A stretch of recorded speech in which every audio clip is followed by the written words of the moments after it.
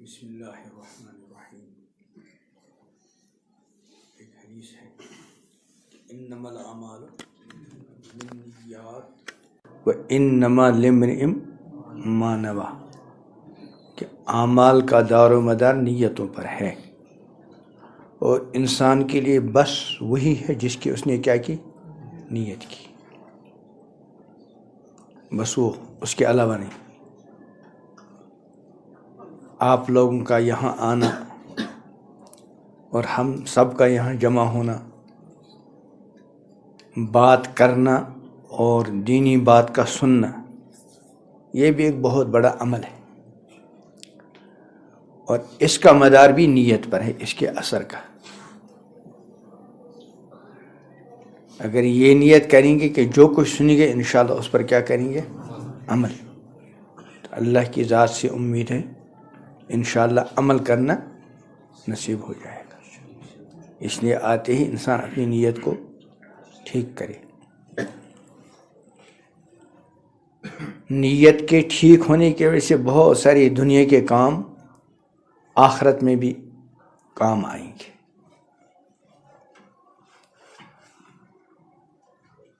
حتیٰ کہ اگر انسان دنیا کماتا ہے لیکن اس دنیا کمانے میں نیت ٹھیک ہے تو یہ بھی آخرت میں کام آئے گا. امام الانبیاء حضرت محمد عربی صلی اللہ علیہ وسلم کا ایک فرمان ہے، من طلب الدنیا حلالا استعفافا عن المسألہ وسعیا علی اہلہ وتعطفا علی جارہ، کہ جس نے دنیا حلال طریقے سے طلب کی، تجارت کی، ملازمت کی، کاروبار کیا، مزدوری کی، کوئی پیشہ اختیار کیا تاکہ حلال طریقے سے پیسہ ملے، لیکن نیت کیا ہے، استعفافا عن المسألہ، ایک تو اس لیے کما رہا تاکہ کسی کے سامنے سوال نہ کرنا پڑے، کسی کے سامنے ہاتھ نہ پھیلانا پڑے. اس لیے کہ ہاتھ پھیلانا دوسرے کے سامنے کیا ہے، ذلت، اور اللہ تعالیٰ اپنے بندوں کا ذلیل ہونا پسند نہیں کرتے. حدیث میں السؤال ذل، سوال کرنا کیا ہے، ذلت.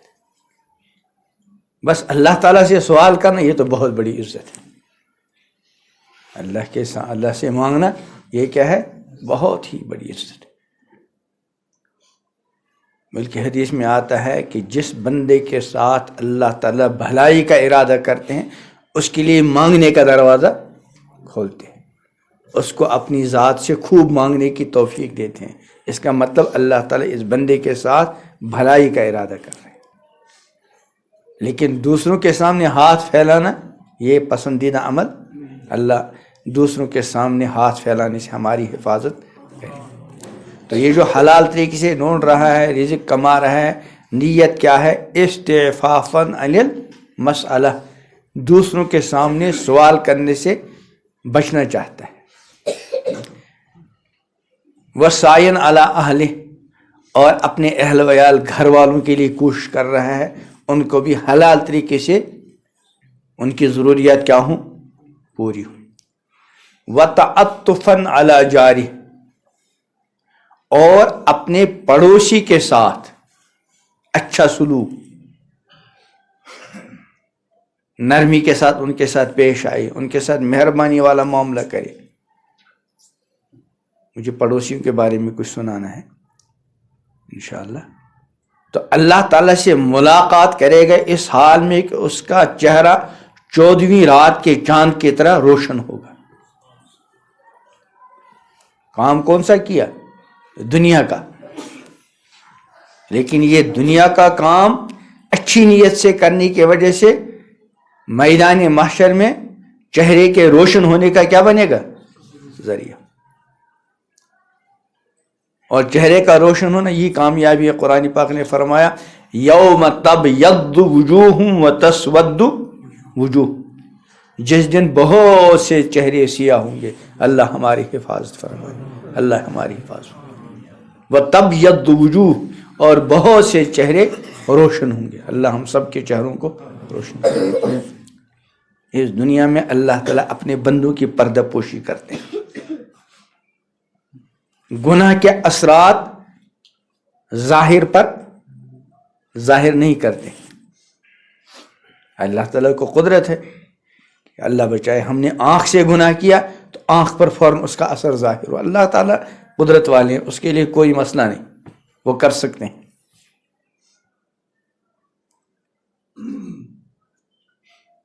گناہ کی وجہ سے چہرے پہ داغ لگ سکتا ہے, اللہ بچائے, لیکن اللہ تعالیٰ بندے کا معاملہ چھپاتے ہیں.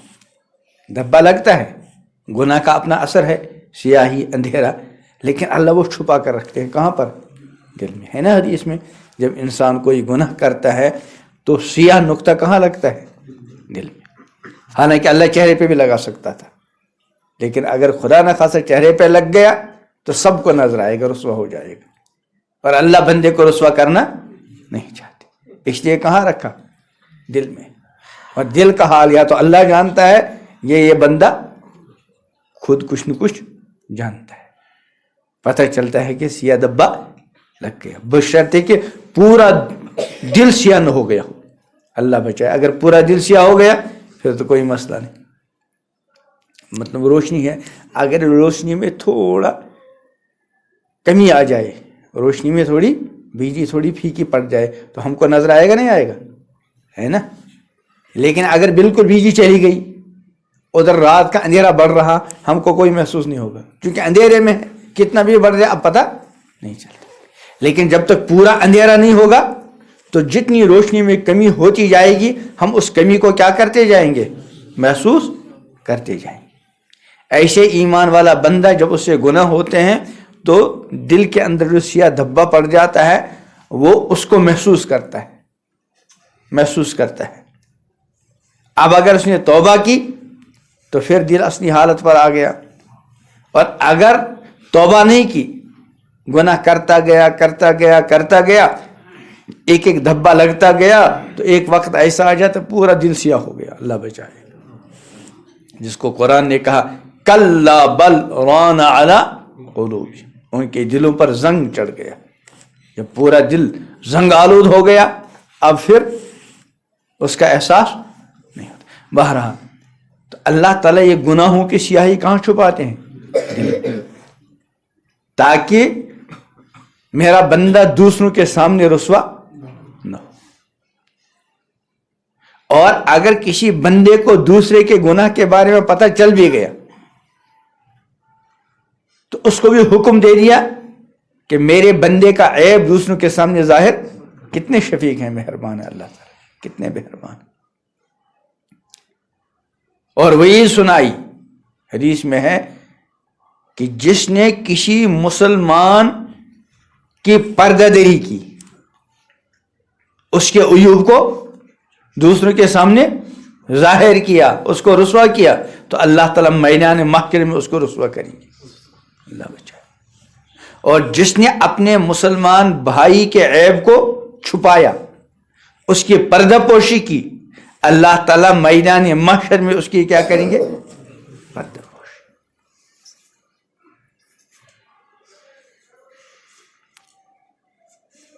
تو میں کیا کہہ رہا تھا کہ دنیا کا کام کیا لیکن اچھی نیت سے, تو آخرت میں چہرہ کیا ہوگا؟ روشن ہوگا. دنیا کا کام کرنے کی نیت ٹھیک تھی. اب اگر دین کا کام ہو, آخرت کا کام ہو, اللہ کی رضا کا کام ہو اور اچھی نیت سے, تو اس کا تو پوچھنا ہی کیا. تو یہ جو ہم یہاں بیٹھے ہیں اس نیت سے بیٹھا کریں کہ جو کچھ سنیں گے انشاءاللہ اس پر کیا کریں گے؟ عمل کے بغیر چارہ نہیں. عمل کے بغیر بہت کچھ کام ایسے ہوتے ہیں کہ انسان کرنا چاہتا ہے لیکن نہیں کر پاتا. انسان سے چلو میں نے کچھ نہیں ہو گیا, دنیا کے کاموں میں تو یہ چلے گا, لیکن آخرت کے کاموں میں میں نے بہت کوشش کی میں گناہوں سے بچوں, لیکن نہیں پیسہ چھوڑ دو, یا چھوڑ دو والا معاملہ. کیونکہ آخرت کا معاملہ بڑا کٹھن ہے. ساری زندگی کا حساب, جوانی کا حساب, کمائی کا حساب, خرچ کا حساب, علم کا حساب دینا اللہ تعالیٰ کے سامنے. پھر اس کی روشنی میں یا جنت، اللہ بچائے جہنم سے، یا پھر جہنم، اللہ سب کو جنت عطا کرے، جہنم سے حفاظت کرے۔ اس لیے یہاں ہمت ہارنا نہیں، عمل تو ہر کوئی کرنا چاہتا ہے، گناہوں سے بچنا چاہتا ہے، لیکن ہمت ہارتا ہے۔ ہمت نہیں ہارنی چاہیے، مقابلہ کرنا ہے اپنے نفس سے اور شیطان سے۔ تو اس لیے نیت کرنی ہے، جو کچھ سنیں گے اس کے مطابق کیا کریں گے؟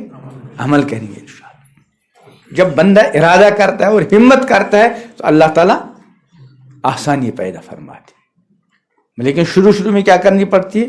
ہمت کرنی پڑتی ہے، اور ہمت کے ساتھ ساتھ کوشش کرنی ہے اپنے لیے اچھے دوستوں کا انتخاب۔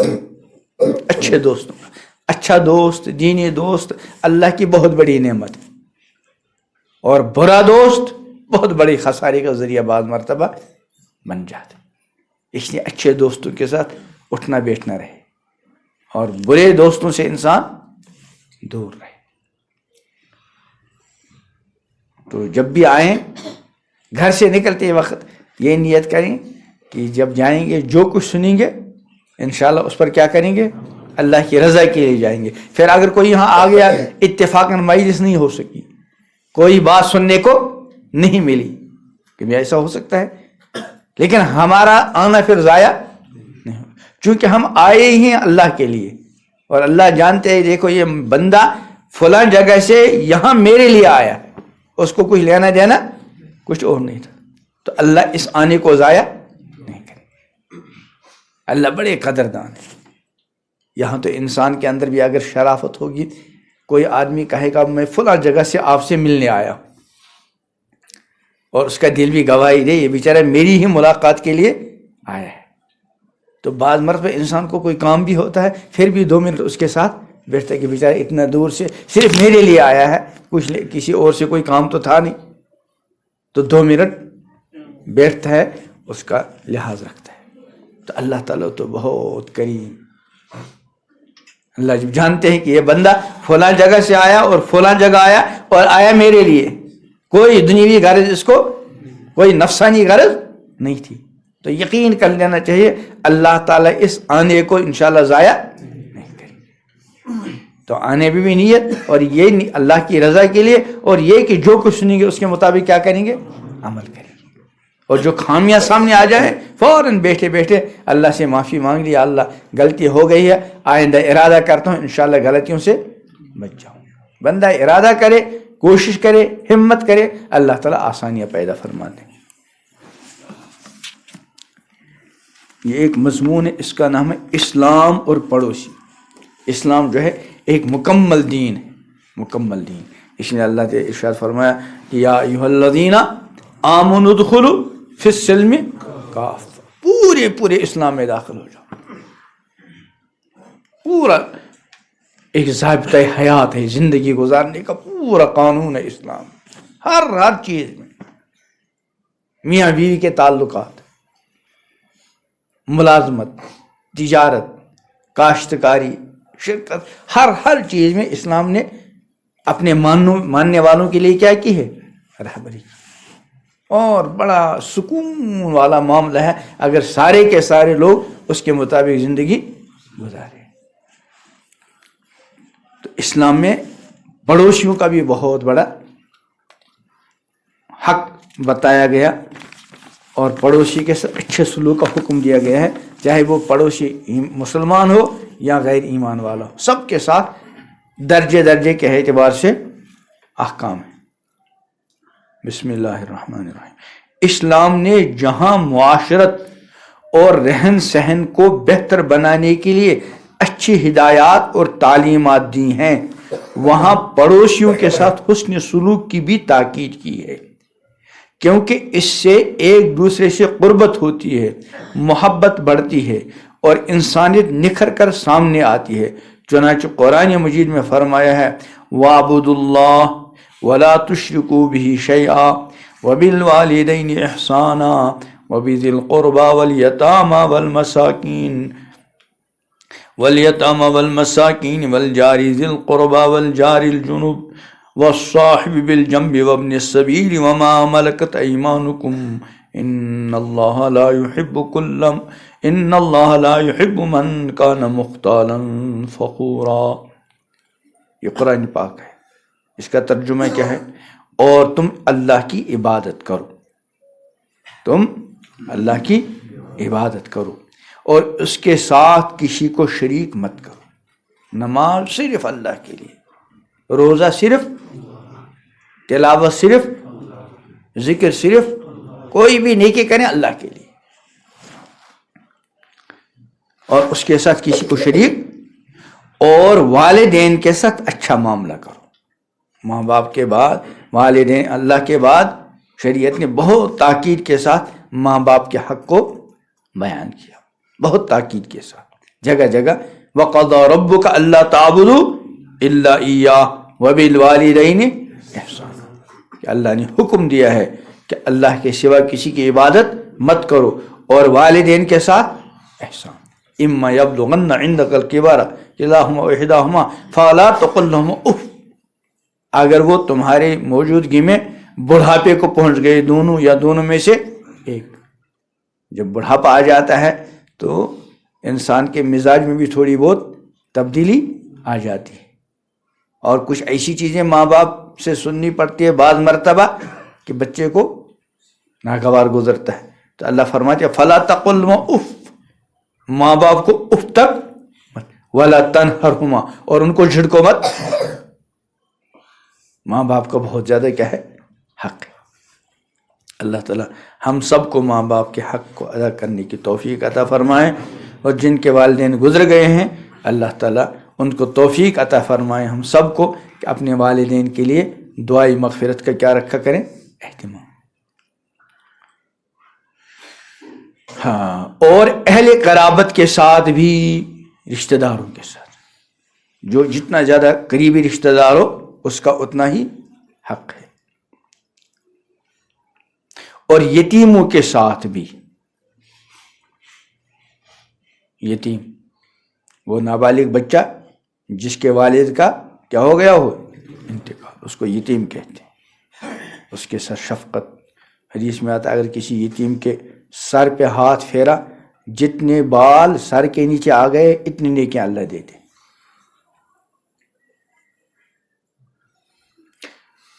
اور غریب غربا کے ساتھ بھی، اور پاس والے پڑوسی، خواہ کسی دھرم اور مذہب کا ماننے والا ہو تو اس پڑوسی کے ساتھ بھی کیا ہے؟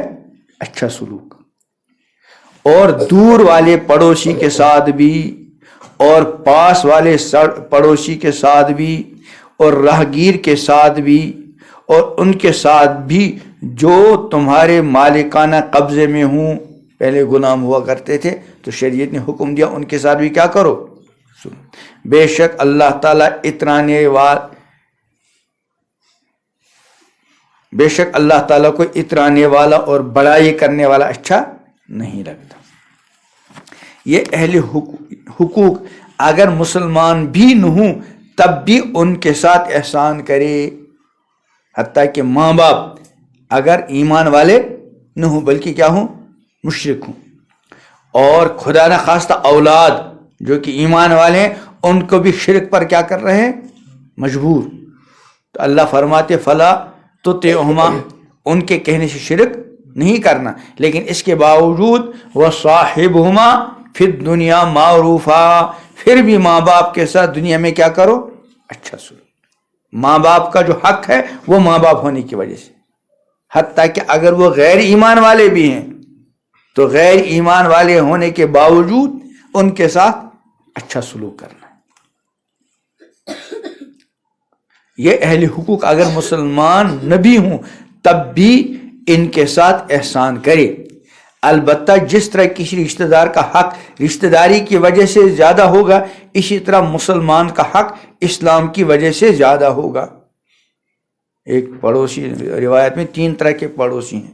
ایک پڑوسی وہ مسلمان بھی ہے، رشتہ دار بھی ہے اور پڑوسی بھی ہے، اس کے 3 حق. ایک آدمی وہ ہے جو پڑوسی ہے اور مسلمان ہے لیکن رشتہ دار اس کے کتنے حق؟ ایک پڑوسی ہے، نہ مسلمان ہے نہ رشتہ دار ہے، البتہ غیر ایمان والا ہے لیکن ہے پڑوسی، اس کا بھی حق ہے چونکہ پڑوسی ہے۔ ایک مرتبہ غالباً عبداللہ ابن عمر رضی اللہ عنہ نے بکری ذبح کی اور آتے فرمایا کیا تم نے ہمارے یہودی پڑوسی کو بھیجا؟ کیا اہدیتم لجارنا الیہودی، ارے تم نے ہمارے یہودی پڑوسی کو بھیجا، ارے تم نے ہمارے یہودی پڑوسی کو بھیجا۔ حالانکہ یہود کے بارے میں کیا ہے؟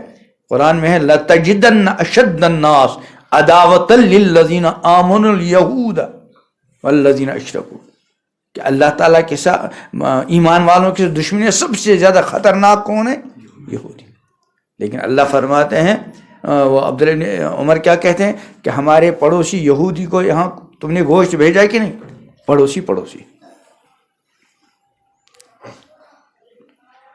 نیز اس آیت مبارکہ سے یہ بھی معلوم ہوتا ہے کہ صرف اسی پڑوسی کا حق نہیں جو پڑوس کے گھر میں لمبے زمانے تک رہتا ہو، بلکہ ہم مجلس کے ساتھ بھی اس کے حق کی ادائیگی اور حسن سلوک کا حکم ہے۔ کہیں گاڑی میں بیٹھ گئے، دو سیٹوں پہ ایک یہ ہے ایک یہ ہے، تو یہ کیا ہو گیا؟ صاحب الجنب ہے نا، پہلو میں جب تک یہ ہے تو یہ بھی پڑوسی۔ عام طور پر ہمارا پڑوسی کی طرف ذہن جاتا ہے تو وہ جو بہت دنوں تک پڑوس میں رہا ہو وہ تو خیر ہے ہی، لیکن اگر کہیں سفر میں جا رہے ہو اور ایک ہمارے ساتھ بیٹھا ہے تو اس کا بھی حق۔ اس بات کو دھیان میں رکھنا چاہیے کہ اس آیت کی روح سے ریل اور موٹر میں ان کے برابر میں بیٹھا ہوا مسافر بھی ہم مجلس پڑوسی ہے، اور اللہ تعالی نے قرآن کریم میں اس کے حق کو ادا کرنے کا بھی حکم دیا ہے۔ اب دونوں بیٹھ گئے ایک سیٹ میں، بالکل ایک ادھر ایک جیسے ایک سے ایسا نہیں، کچھ بات چیت کرے اس کا دل خوش کرے، چاہے غیر ایمان والا ہی کیوں نہ ہو۔ اور اللہ تعالی نے اس کے حق کو بھی ادا کرنے کو حکم دیا ہے۔ یہاں بھی مسلمان اور غیر مسلم کی کوئی قید نہیں۔ اللہ پاک اپنی کتاب قرآن پاک میں ہر مسلمان کو یہی حکم دیتا ہے کہ مذہب سے اوپر اٹھ کر ہر انسان اپنے پڑوسی کے ساتھ حسن سلوک اور اچھا برتاؤ کرنا تمہارا فرض ہے۔ تمہیں اپنی زندگی میں اس کا ہمیشہ خیال رکھنا چاہیے۔ معاشرت اور رہن سہن میں ان قرآنی تعلیمات کو اپنانے سے دلوں میں محبت اور جوڑ پیدا ہوگا۔ مشہور ہے کوئی یہودی اپنا مکان بیچ رہا تھا، وہ اس کی 10 گنا قیمت لگا رہا تھا، جتنی اس کی قیمت ہو سکتی تھی وہ اس کی 10 گنا قیمت لگا رہا تھا۔ تو خریدار نے کہا یار اتنی قیمت کیوں بتاتے ہو؟ اگر کوئی مکان 10 لاکھ کو چلو 11 لاکھ بتا دے تو چلے گا، لیکن 10 لاکھ والے مکان کو 1 کروڑ بتا دے یہ تو نہیں چلنے والی بات۔ تو کہا اصل میں مکان کی تو اتنی قیمت ہے جتنی تم بتا رہے ہو، لیکن یہاں پڑوسی ہیں عبداللہ ابن مبارک، اس پڑوس کی یہ قیمت ہے۔ تو اس کی وجہ کیا ہے کہ عبداللہ ابن مبارک نے اپنے پڑوسی کا وہ حق ادا کیا ہوگا کہ اس کے پڑوس کی وجہ سے وہ مکان کی قیمت بڑھا رہا کہ تم کو عبداللہ ابن مبارک جیسا پڑوسی ملے گا رحمۃ اللہ علیہ۔ انسان کو انسانیت کی بنیاد پر ہر ایک کے ساتھ حسن سلوک کرنا ہی چاہیے۔ نبیوں، رسولوں علیہ السلام اور اللہ کے نیک بندوں کا ہمیشہ یہی دستور رہا ہے، اور اسی وجہ سے انہوں نے ہمیشہ لوگوں کے دلوں کو جیتا ہے۔ پڑوسی سے متعلق حضور اکرم صلی اللہ علیہ وسلم کے کچھ ارشادات۔ محسن انسانیت سرکار دو عالم صلی اللہ علیہ وسلم نے اپنی تعلیم و ہدایات میں ہمسائیگی اور پڑوس کے تعلق کو بڑی عظمت بخشی ہے، اور اس کے احترام کی رعایت کی بڑی تاکید فرمائی ہے۔ ان عائشہ و ابن عمر رضی اللہ عنہما عن النبی صلی اللہ علیہ وسلم قال ما زال جبرائیل یوصینی بالجار حتی ظننت انہ سیورثہ او کما قال۔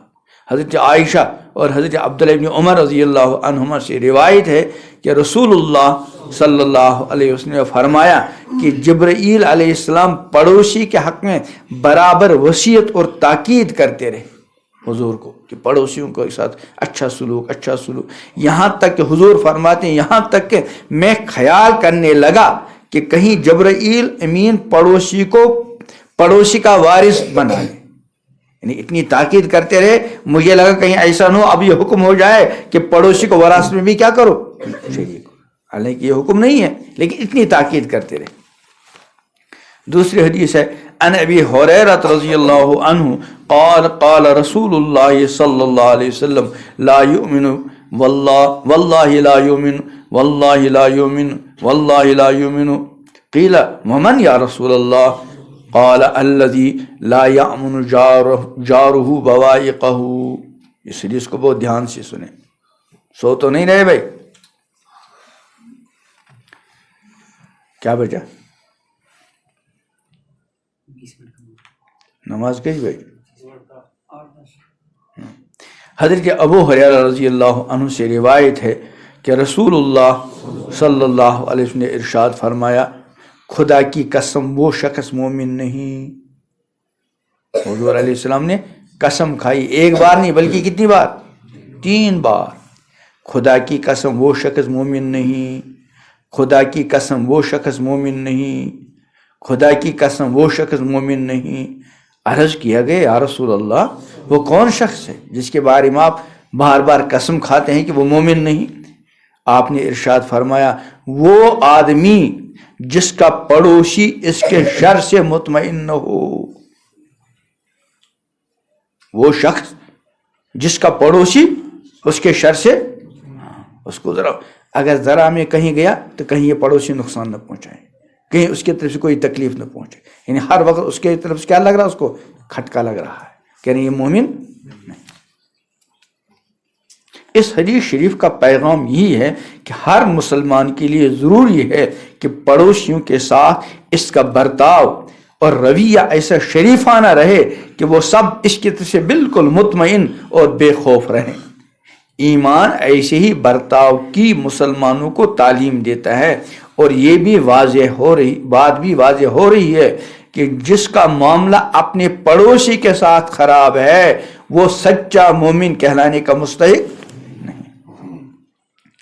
ان معاویہ بن حیدہ رضی اللہ عنہ قال قال رسول اللہ صلی اللہ علیہ وسلم حق الجار ان مرض اتہ وان مات شیعتہ وان استقرضک اقرضتہ وَإِنْ آوَزَ سَتَرْتَهُ وَإِنْ أَصَابَهُ خَيْرٌ هَنَّأْتَهُ وَإِنْ أَصَابَتْهُ مُصِيبَةٌ أَزَّيْتَهُ وَلَا تَرْفَعْ بِنَاءَكَ فَوْقَ بِنَائِهِ فَتَسُدَّ عَلَيْهِ الرِّيحَ وَلَا تُؤْذِرْ بِرِيحِ قَدْرِكَ إِلَّا أَنْ تَغْرِفَ لَهُ مِنْهَا۔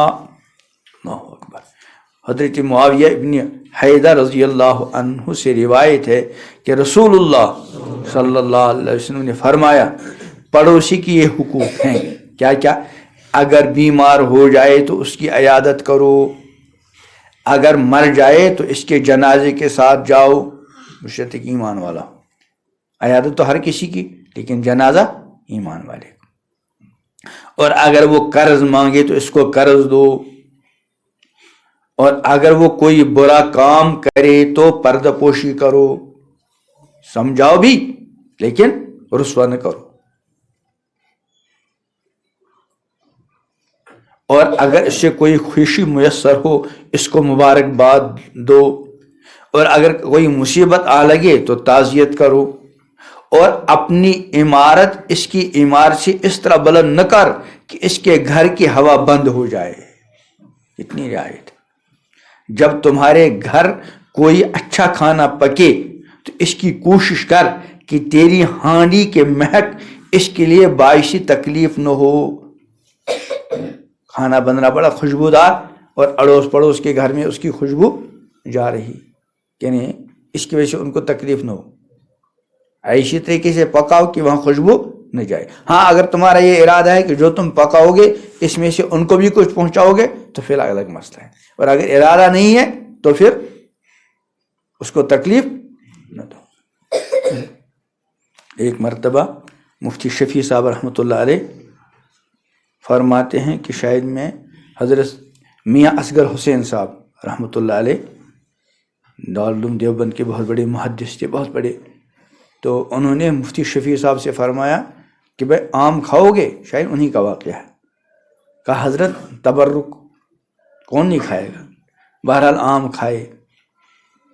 تو کہا یہ گٹلیاں جمع کر کے دو. کہا حضرت میں ڈالوں گا کہیں. کہا آپ کو نہیں آئیں گی. کہا حضرت اس میں کیا چیز ہے ڈالنے کی. کہا میں نے بتایا تم نے پھر اٹھا کر کہیں دور ڈال دی. پھر ان کو بتایا اگر تم یہ اڑوس پڑوس میں ڈالتے اور پڑوس کے بچے آ کر دیکھتے کہ ان نے اتنے آم کھائے ہیں, ان کے منہ میں پانی آتا, ان کو حسرت ہوتی اور ان کے پاس اتنا گزارا نہ ہوتا. اتنا خیال رکھتے تھے.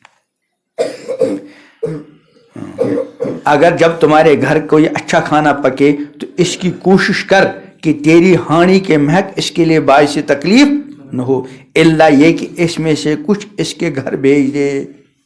اور ایک حدیث میں تو ویسے بھی آیا ہے جب تمہارے گھر میں گوشت وغیرہ پکے تو اس میں شوربہ ذرا زیادہ کرو اور تھوڑا بہت اپنے پڑوسی کو بھی بھیج دو. اللہ تعالی ہم کو پڑوسیوں کے ساتھ وہ سلوک کرنے کی توفیق عطا فرمائے جس کا شریعت نے حکم دیا ہے اور جس کی امام الانبیاء حضرت محمد عربی علیہ السلام نے تاکید فرمائی ہے. اب تک ہمارے ذریعے پڑوسیوں کے حق میں جو حق تلفیاں ہوئی ہوں اللہ اپنی قدرت کے صدقے طفیل میں معاف فرمائے اور آئندہ ہر طرح کے پڑوسیوں کا وہ حق ادا کرنے کی توفیق عطا فرمائے جو ایک پڑوسی کا ایک ایمان والے بندے کے ذمہ ہے. سبحان اللہ و بحمدہ اللہم بحمدک ونشہد ان لا الہ الا انت نستغفرک.